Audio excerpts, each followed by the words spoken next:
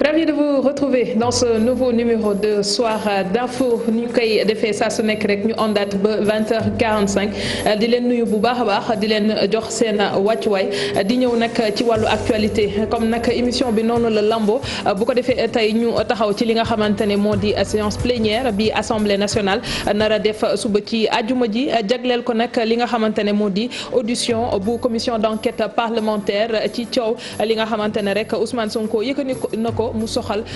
dossier bi ñuy wax affaire 94 milliards dañ ci ñëw si kanam ak sunu gan di Ousseynou Ly bokk ci secrétariat à la communication bu PASTEF monsieur Ly dalal jàmm ci plateau. Merci beaucoup Aram maa ngi lay remercier ci invitation bi di nuyu tous les téléspectateurs de la TFM. jërëjëf dinañu ñëwite ci wàllu xibaar ak rédaction moo xam xibaaru maraxi wala en français ni ñu koy defee saa su nekk buñ ci noppee ñu dalal beneen gan bi mu di Mbaye Dione nekk maire Ngoundiane nekk en même temps secrétaire général bu association des maires du Sénégal ñu waxtaanee rek li nga xam ni moo di acte 3 de la décentralisation ndax nag bañ ko dooree ba léegi juróom-benni at jàll na fan lañ ci toll ak it lan moo des ci wàllu jéego daañu ci ñëw ni mu gën a yaatoo ak suñu gan googu waaye sànq maa ngi ko doon wax monsieur Ly assemblée nationale suba ñu nar a teewlu liggéey bi nga xam ni commission d'enquête parlementaire bi def na ko ci affaire 94 milliards lu ngeen di xaar suba ci assemblée. waaw Aram yaakaar naa mosuñoo xaar ci commission d'enquête parlementaire mosuñu cee xaar dara. ñun keñ bu ñu amee lu ñuy xaar mooy procureur bi nga xam ne dañ ko saisir ci dossier bi en mai 2018. boobu ba léegi yéeyu ci yàbbu ci ñu jéggi ko saisir doyen des juges le 23 août bi passé. waaw moom tamit ñu koy déglu ñun bu ñu amee ci ñu ñuy xaar dara ñooñu la ñuy doon waaye du commission d'enquête parlementaire bi. waaw gis nañu tamit ne même bu dee xaaroo leen ko gis nañ procureur bi ngay wax ni yéen a ngi koy déglu moom ci wàllu boppam mu wax ne day teewlu commission d'enquête parlementaire boobu donc encore une fois dinañ xam ni nekk na élément boo xam ni kenn mënu koo tegee de côté. waaw pour fàttali rek procureur le président Ousmane Sonko moo ko saisir. dossier bi en mai 2018 en même temps saisir ci IGE en même temps saisir ci OFNAC. mais ñoom OFNAC moo ci def jéego moo ko woo pour déglu ko mais ku ñu saisir en mai 2018 commission d'enquête parlementaire bi ñu ngi ko teg en janvier 2019. li ñu war a laaj mooy pourquoi ki nga xam ne dañ ko saisir en mai 2018 réagirul bàyyi ba janvier 2019 gars yi teg seen commission de comédie. muy soog a naan damay xaar commission d'enquête parlementaire alors que jiitu nañ la bu yàgg ci loolu saisir nañ la ci te yëngatuwoo. donc fa la boo xoolee doxalin boobu dafay tey xel te yaakaar naa question boobu moom la ñëpp war a posé wu lan moo nekk ci dossier bi wala procureur lan la ci gis ba tax na ñu saisir ko ci mai 2018 yiwu ci yàbbiwu ci ba nga xam ne président Ousmane Sonko àdduna ci. en octobre 2018 maanaam 4 mois mais ko 4 mois waxu ci defu ci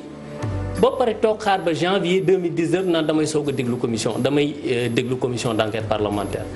question boobu moom la nit ñi war a posé wu. te moom daf ñu ci war a répondre. Ousmane Sonko narul teew kon suba ci assemblée dam ko defee bu bëlee nga xam ne bu commission bi waxee. du fekkee. waaw xam nga le président Ousmane Sonko dafa nekk nit koo xamante ni ci fàttali rek dafa jàng droit. dafa am maîtrise en droit xam naa ni ku am maîtrise nag en droit lépp lu jëm ci wàllu yoon am nga loo ci xam. moom dafa ne commission d'enquête parlementaire bi amul yoon parce que kayit yi dem naa saisir procureur te comme saisir naa ko mais na procureur def liggéeyam. mais assemblée am na sañ-sañu ci dossier bu ko neex bu ko interpellé mu taxawal ci commission d'enquête parlementaire. am na sañ-sañ bi waaye tamit sañ-sañ yi itam dafa am lu ko tënk te loolu mooy seen règlement intérieur ndax ñoom député yi ñoo ko voté. règlement intérieur bi boo ko jëlee mu ngi nii àndaale naa ko article 48 bu ñuy wax ci wàllu commission d'enquête parlementaire dañ ne assemblée mën na jóg créer commission d'enquête parlementaire ci ay faits. waaye commission d'enquête parlementaire boo koy tijji te am dossier bu nekk ci yoon waroo ko tijji te donte ni tijji nga ko bis bu yoon jugee ci dossier boobu da ngay teg lépp ci suuf maanaam kon action procureur ci dossier bu mu mën a doon moo ëpp doole fuuf li commission d'enquête parlementaire bi di yëkkati ndaxte commission d'enquête parlementaire lan mooy rôle am du pour takkal ak setal ndax takkal ak setal yàlla dogal ne ci réew mi ñu suñu institution yi tëddee justice moo ko yeyoo. kon ndax du ngeen leen bàyyi rek ñu doxal bu fekkee nit loolu yëpp xam nañ ko ne ñoom amuñu sañ-sañ ci jël dogal ci lu mënta doon ci mbir mi le ndax it du yoon ngeen bàyyi leen ñu doxal ba mbir yi yegg ndax ñu xam lan lañ ci jëlee. waaw ñun xam nga suñu posture mësta changé dañ ne commission d'enquête parlementaire bi président Sonko dafa ne du yoon muy am moo tax buñ ma woowee dama cee demul ndax du ma dem ci loo xamante ni ànduma ci. te nag assemblée buy violer loi ci régime Macky Sall bi c'est pas la première fois may wax nit ñi rek que ni nañ fàttaliku affaire Khalifa Sall nañ lañu defee levée de immunité parlementaire am donc nekk ci assemblée boo xamante ni ñoom ñi nga xam ne ñoo war a observer yoon justice saytu ndax application yoon bi am na wala amul ñoom assemblée nationale ñooy wëlbatiku di jalgati seen règlement intérieur article 48 donc kon du ci dem parce que li mu wax dafa leer dossier bi dama ci saisir procureur may naa ko man Ousmane Sonko heure bu mu ma woowee lu ma laaj ci dossier bi fu mu mën a nekk man dinaa ko wuy ji donc kon ñun bis bu procureur dafay liggéeyam rek dinañ wuy ji. damay ñëwaat ci commission ba tey. parce que wax ngeen ni reconnaître loo leen commission bi bu ñu wootee du ngeen dem naroo leen dem tamit teewlu audition bi te pourtant seen leader génn na di wax ne dafa am une campagne boo xam ne ñu ngi koy door ngir fexel ko. waaw te commission bi la ci joxoñ baaraamu tuba ndax jàpp na ne dañ leen instrumentaliser. xam nga ndax wax yi waroowul. non wax yi waroowul je pense que wax bu ci nekk dafa leer. commission d'enquête parlementaire li ñuy def suba mais mën na ñàkk ndax vous vous souvenez seen point de presse ñoom ñoo taxaw jalgati même li nga xam ne mooy toujours seen règlement intérieur article 48. parce que li ñu wax mooy boo defee commission d'enquête parlementaire bu fekkee ne tegu na ci yoon boo ko defee itam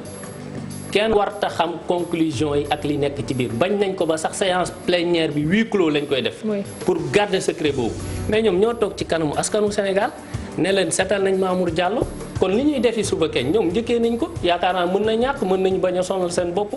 donte ni ñoom li ñu ñëw assemblée di liggéey sax bariwul mais mënoon nañ ci boole journée suba bi rek ndax def nañ ko ba pare ndax ñoom toog nañ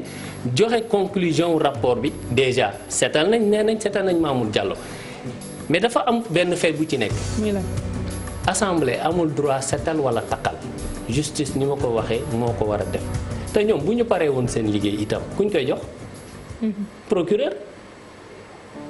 donc procureur boobu noonu ñu ñaar a jox rapport bi procureur bi moo ngi dossier bi kon kañ du double emploi sax bu nekkee ci wàllu gestion lañ nekk double emploi la gis nga yaakaar naa coow leeg wax ju bëri jég yépp jaru ko. réew bu ñu ne dafa tegu ci charte tegu ci ay yoon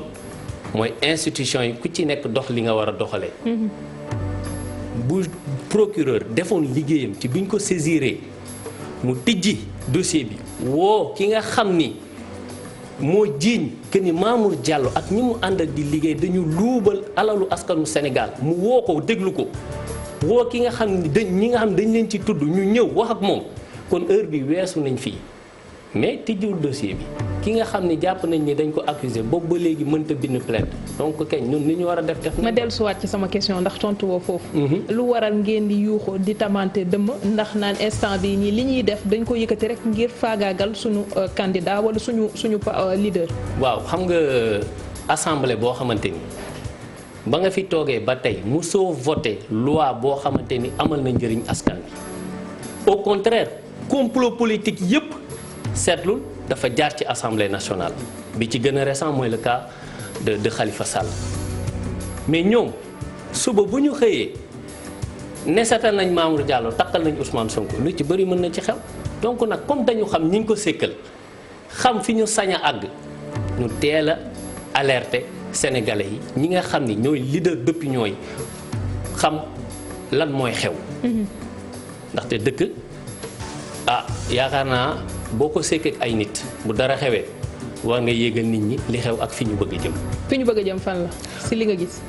daanaka ñoom tàmbali nañ ko léegi nag li ci des xëy na ñoom ñoo am seeni plan. lan lañ tàmbali c'est-à-dire bul wax ni ay wax yoo xam ni da nga koy bàyyi ci biir nit yi di deviner man du ma deviner danga may wax ci digg bi lan nga jàpp ne moom la ñuy waajal pour teg ko ci kaw Ousmane Sonko. xam nga ñun ñoom nekkuñu seen biir mais xam nañ seeni pexe ndax mosuñoo jug pour fexe le président Ousmane Sonko te li ma la wax koo jox rapport 2018 waxu ci ne damay xaar commission d'enquête parlementaire donc peut-être am na lu ñu nar te effectivement donc ñu leen ciy déglu ñoom buñ ci naree nag buñ ci àggee sénégalais yëpp dinañ gis seen acte. am na beneen taxawaay boo xam ni avocat wu Ousmane Sonko amoon nañ ko itam. am yéene jagleel opinion bi ay kàddu te gis nañ ni loolu mujjul antu lan lañ naroon waxtaan ak askan bi ba bâtonnier bi daal di leen dànkaafu ne buñ ko def. waaw man nag comme nekkuma ci barreau bi aussi nekkuma ci cabinet d'avocat yi. aaye nañ ko waaye avocat yi xanaa buy défendre seen candidat xam ngeen ci lan la ñu bëggoon wax. waaw xam nga avocat yi ñoom ñoo xam ni seen liggéey tëddee te yaakaar naa bis bu ñu jàppee conférence de presse ñoom dinañ ñëw ci éléments yooyu noonu yëpp mais. question bi jar a posé wu mooy comment se fait-il que am ay avocats yu ñu permettre conférence de presse. ay avocat wu président Ousmane Sonko ñu xëy bi ñuy waaj conférence de presse ñu ne leen baleen ko donc. ñàkk yemale gi daal loolu ngeen di kaas. mais loolu nit ñi gis nañ ko parce que am na ci ay avocat yu tenir ay conférence de presse tere wuñu leen ko donc buñ ko teree ay avocat wu président Ousmane Sonko am na lu muy niru. d'accord alors di wax ñi ñuy seetaan rek ni ñu ngi ci plateau bi ak Binta Diallo kontaan ci gis Binta Diallo ndax bokk naa ci ñi nga xamante ne ni voix bi moo leen di porter sur la RFM dalal ak jàmm. merci beaucoup Aram maa ngi baalu ci tarde bi ndax Dakar moom yaakaar naa léegi booy jóg na nga teel a jóg 3 heures avant. depuis 18 heures maa ngi ci embouteillage bi mun ma egsi maa ngi baalu auditeurs yi di la nuyu bu baax di am mbégte aussi dajeek yow ndax keroog bu ñu lay fêter sa anniversaire. je l'ai regardé keroog laa la adopté parce que tu te trouvais très professionnel et très gentil ndax li ñu la waxal ci lu baax xëy na mu ngi ci yow moo tax ñu waxal la ko du nuyu aussi sunu invité bi waaw ma bàyyi la ak moom ndax it suba maa ngi naan leen suba seen bés la waaye liñ ko mënta wax rek sànq ba léegi la muy àddu rek moo di ne commission bi ñoom daal bàyyiwuñu sax xel la nga xam ne daañu ko def suba ñoom am nañu yeneen préoccupation pour jamono ji waaw dëgg la ñoom sax dès le début ils ont annoncé les couleurs ne duñu dem wuyu ji commission d'enquête parlementaire bi te ñoom seen leader moom moo évoqué woon l'affaire des 94 milliards et moi je pensais que c'était l'occasion rêvée pour dem wax ak askan wi ndax la représentation nationale askan wi lañ fi toogal bu ñu déggee ñu ne dañu jalgate suñu alalu réew soxla woon nañu am ci lu leer donc Ousmane Sonko mu yëkkati woon il a pris sur lui la responsabilité de ne pas partir c'est son choix on le respecte mais nag comme suba le plénière bi di restituer son enquête parlementaire je pense que yéen am ngeen li ngeen ci nee ngeen du ngeen ci xaar dara ñii dinañ ni xaar justice autosaisiru mais gis nañu seen leader depuis quelque temps mi ngi commencé lu ñuy wax di victimiser wu c'est comme s'il avait peur de quelque chose. jërëjëf soxna Binta ma lay nuyu waaw koo xamante ni da nga jël dossier def sa enquête pendant 8 mois. jox ko procureur laaju la dara de yow yaa jël dossier bi yóbbul ko doyul nga saisir IGE. doyul nga saisir OFNAC kooku am nga looy ragal est-ce que ndaxte bu fekkee ni nit ki dafay war a ragal kañ li muy ragal mooy yoon dal ci kaw mais yow yaa dem fekk yoon mu toog nga jox ko këyit ne ko nangam ak nangam am na ci bërëb sangam ak sangam ñii ñoo ko def woo leen nga wooma ñu seet li ci nekk kooku Binta yaakaar naa nekkul ku ragal nee nga le président Ousmane Sonko ci choix dafa décider bañ a dem assemblée. mais choix bu tegu ci loo xamante ni itam dëgg la ndax homme de droit la ma koy fàttali il a une maîtrise en droit li muy def ci wàllu yoon xam na bu baax fi muy teg ay tànkam parce que maa ngi koy wax léegi soxna Aram commission d'enquête parlementaire règlement intérieur assemblée article numéro 48 mu ngi nii mën naa leen ko liiral en français bu ngeen bëggee bu ngeen sinon mën na jël temps émission bi mënta assemblée nationale am na droit ci commission d'enquête mais règlement intérieur bi article 40 li mu ko wax dafa leer dossier bu nekk ci yoon mënoo ci tijji commission d'enquête parlementaire même boo ko tijjee et que procureur wala justice jug ci da ngay arrêter sa commission d'enquête parlementaire. Mais est-ce que la justice jóg aussi on a entendu le procureur dire que comme commission d'enquête parlementaire ubbi nañ ko dañu xaar ba assemblée jeexal moom buy autosaisiru mu autosaisiru donc bi ñuy def commission bi la justice ne s'était pas encore autosaisie. Elle ne s'est pas jusque-là autosaisie. moom laay wax Aram Sànq. la question que les Sénégalais et que damay ñaan presse bi itam ñu saytu ko pourquoi le procureur bi nga xam ni dañ ko saisir mois de mai. jox ko dossier jox ko plainte mois de mai 2018 mu toog boobu ba léegi mai 2018 ba janvier 2019 la ñu soog a créé commission d'enquête parlementaire muy soog a naan damay xaar commission d'enquête parlementaire ba mu jotee dossier bi li tax tijjiwu ko te li ngay wax naan alalu askan bi la sénégalais yi war nañ xam te ci wàllu yoon may fàttali ni le procureur moom lañ tuddee ministère public maanaam yoon ci wàllu yoon justice procureur moo fa toogal askan bi donte ni assemblée. askan ba lañ fa nekkal mais ci wàllu justice procureur mi ñu tuddee ministère public bañ nañ ko ba sax buñ lay condamné wala procès procureur day toog ñu ne ko waxalal askan wi mu ne leen askan wi nee na ñu daan ko sàngam laaj ko sàngam mais procureur boobu moom lañ jox kayit yi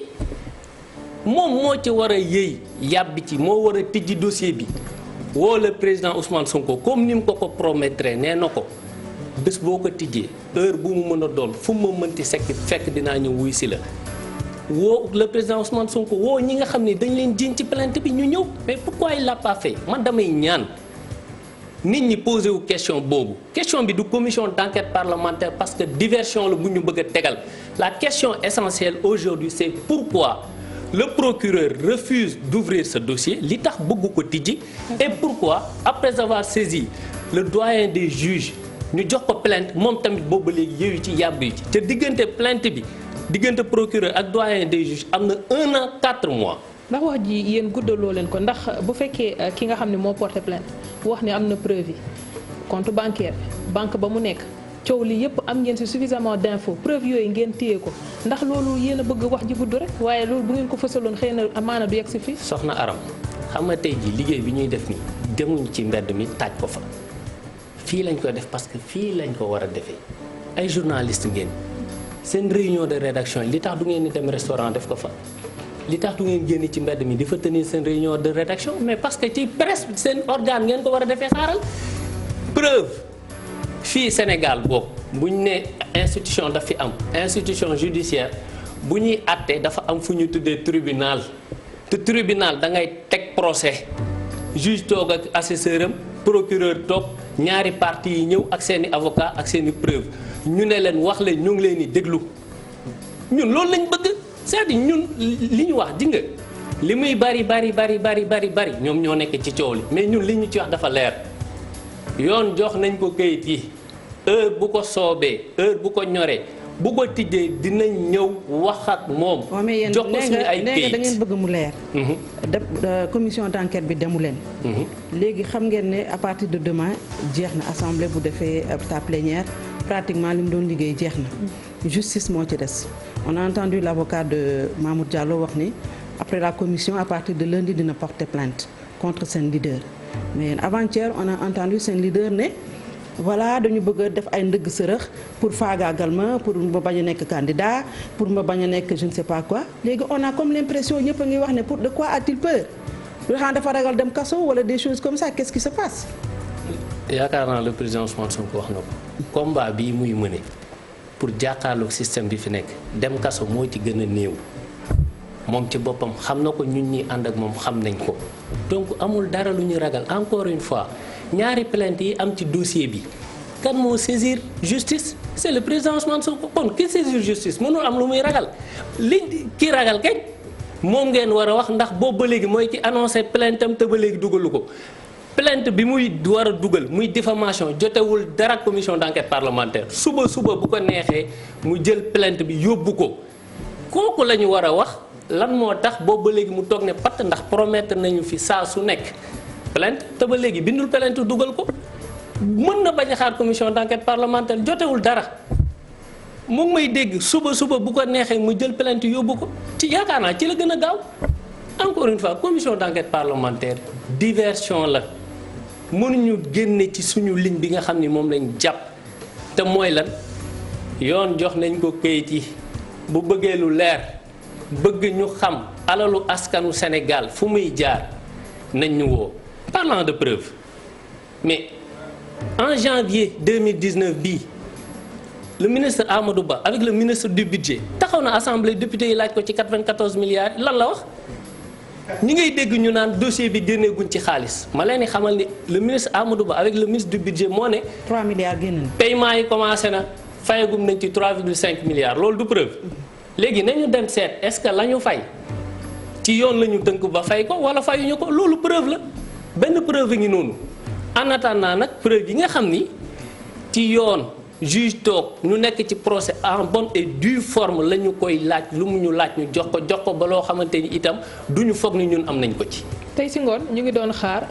président Ousmane Sonko comme ni ko doon waxee mu jàkkaarloog taskatu xibaar yi waaye ba ñu teewee